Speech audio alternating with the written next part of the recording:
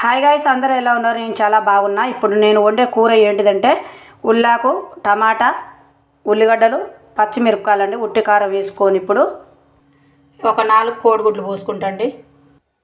ఇట్లా కళాయి పెట్టుకోవాలి. ఇప్పుడు సరిపోని నూనె పోసుకోవాలి.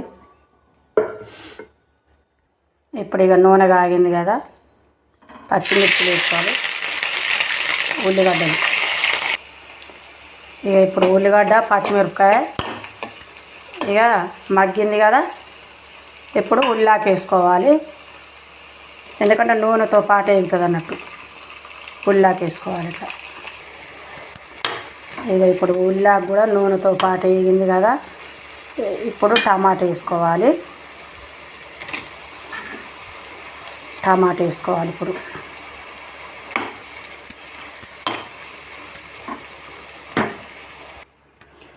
ఇప్పుడు ఇట్లా టమాటా వేసుకున్నాం కదా, ఇక టమాటా ఉల్లాకుతో పాటు ఉడుకుతుంది అన్నట్టు. ఇక ఇప్పుడు ఒక 2 స్పూన్లు ఉప్పు వేసుకోవాలి.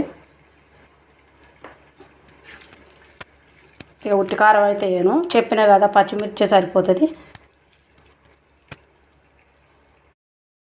ఇక ఇప్పుడు ఇట్లా కోడిగుడ్లు మొత్తం కొట్టినాం కదండి, ఇక మనం కూరలో పోసుకోవాలి మొత్తం కలుపుకొని. ఇక కూర మొత్తం ఇప్పుడు ఉల్లాకు, టమాటా ఇక మొత్తం మెత్తగా ఉడికిపోయింది కదండి. ఇక ఇప్పుడు ఏం చేయాలంటే మనం అట్లనే పోసుకోవద్దు, కోడిగుడ్లని లైట్గా ఒక పావు నూనె వేసుకోవాలి.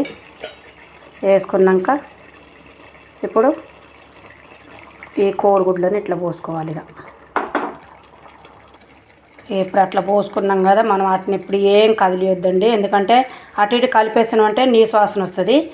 మళ్ళీ ఒక పావు పైన ఇట్లా వేసుకోవాలి. ఇంకా దగ్గరకు వచ్చే వారికి ముట్టుకోవద్దండి దాన్ని అసలే. ఇప్పుడు ఇక అట్లా దగ్గరకు వచ్చింది కదా, దగ్గరకు వచ్చినాక కొద్దిగా కొత్తిమీర వేసుకోవాలి. ఇప్పుడు కొత్తిమీర కూడా మొత్తం ఇప్పుడు ఆమ్లెట్తో పాటు ఉడికేస్తుంది కదా. ఇక ఇప్పుడు కూర అంతా ఇట్లా ఏ పార్స్కు ఆ పార్స్ ఇట్లా వేసుకోవాలండి. ఇక మొత్తం ఇట్లా కలుపుకోవాలి, అంతా ఇట్లా కలుపుకోవాలి.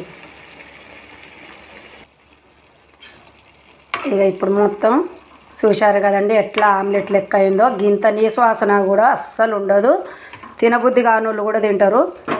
ఇప్పుడు అల్లం వేసుకోవాలి, పసుపు వేసుకోవాలి, కలుపుకోవాలి. ఇక మొత్తం